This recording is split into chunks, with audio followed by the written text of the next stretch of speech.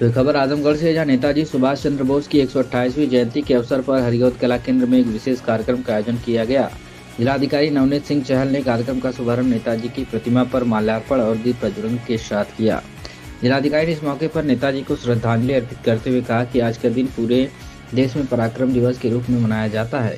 उन्होंने बताया कि सरकार ने 2021 में नेताजी के अद्वितीय योगदान को सम्मानित करने के लिए 23 जनवरी को पराक्रम दिवस घोषित किया था। वहीं जिलाधिकारी ने कहा कि नेताजी ने भारतीय स्वतंत्रता संग्राम में जो योगदान दिया है वह अद्वितीय और प्रेरणादायक है। उन्होंने आजाद हिंद रेडियो की स्थापना कर स्वतंत्रता का संदेश दिया और जय हिंद, दिल्ली चलो तथा तुम मुझे खून दो मैं तुम्हें आज़ादी दूंगा जैसे नारों से देशवासियों ने जोश भर दिया। कार्यक्रम में सांस्कृतिक प्रस्तुतियों के माध्यम से नेताजी के व्यक्तित्व और उनके संघर्षों को प्रदर्शित किया गया। वहीं कार्यक्रम में मुख्य विकास अधिकारी परीक्षित खटाना, अपर जिलाधिकारी आजाद भगत सिंह और अन्य अधिकारियों के साथ छात्राओं और अध्यापिकाओं ने भी हिस्सा लिया।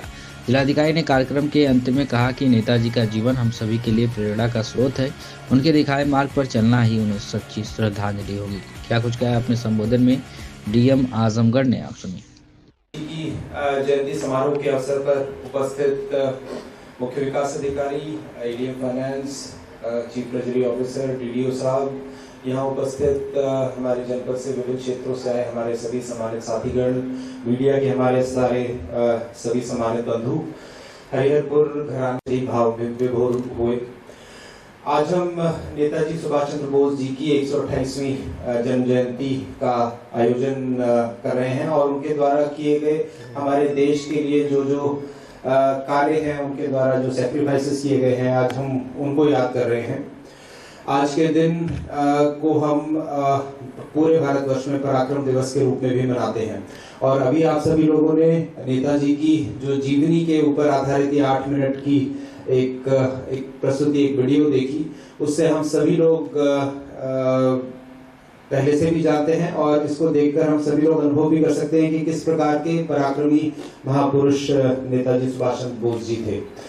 उनके द्वारा जो स्वतंत्रता संग्राम में जो योगदान दिया गया वो अतुलनीय है और एक तरफ जहां नरम दल विनम्रता से ब्रिटिश सरकार के खिलाफ भारत की आज़ादी की लड़ाई लड़ रहा था, दूसरी तरफ नेताजी सुभाष चंद्र बोस जी का ये मानना था कि हमें अपनी बात को बड़ी मजबूती से रखना चाहिए और मजबूती से बात रखे जाने का एक अलग महत्व और एक अलग तात्पर्य है। और उसी दृष्टिकोण से उन्होंने आज़ाद हिंद फौज का गठन किया, उसके सर्वोच्च सेना नायक रहे। उन्होंने रानी झांसी रेजिमेंट की स्थापना की, जिसके माध्यम से महिलाओं को भी आज़ाद हिंद फौज में उन्होंने साथ में शामिल किया।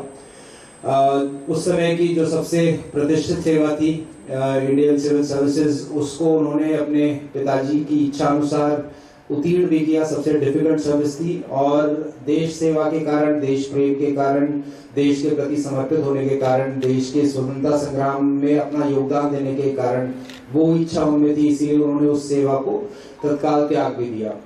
और उसके बाद लगातार विभिन्न शीर्षस्थ नेताओं के साथ मिलकर उन्होंने स्वतंत्रता संग्राम को जो दिशा दी और हम सभी नवयुवकों के लिए जो एक प्रेरणा का स्रोत बने, मुझे लगता है बहुत ही कम इस तरह के महापुरुष हैं जिनका जीवन या जिनकी एक तरीके से जर्नी, लाइफ की जर्नी इतनी रिच और इतनी इंस्पायरिंग है।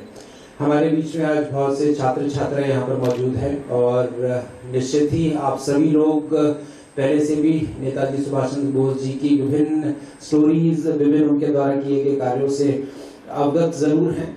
आज इस लघु फिल्म के माध्यम से भी आप लोगों को अवगत कराया गया।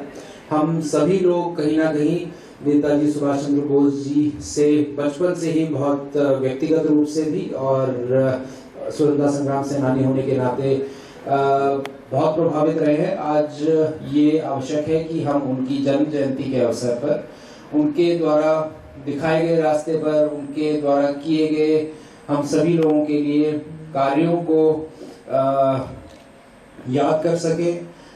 उनके ही प्रयास थे कि आज हम स्वतंत्रता की खुली हवा में सांस ले पा रहे हैं और हमारा देश स्वतंत्र हो पाया है।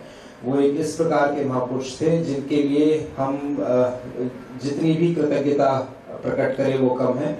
उन्हें आज उनकी जन्म जयंती के अवसर पर शत शत नमन।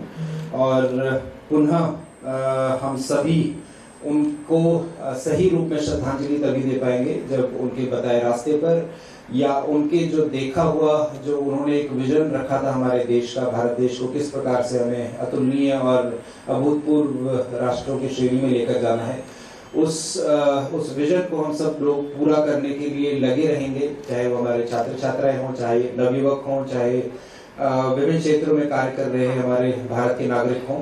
यदि हम उनके द्वारा जो देखा हुआ सपना एक भारतवर्ष का था उसको पूरा करने के लिए निरंतर प्रयास करते रहेंगे तो मेरी समझ में ये एक सच्ची श्रद्धांजलि नेताजी सुभाष चंद्र बोस जी के लिए रहेगी। एक बार पुनः उन्हें जन्म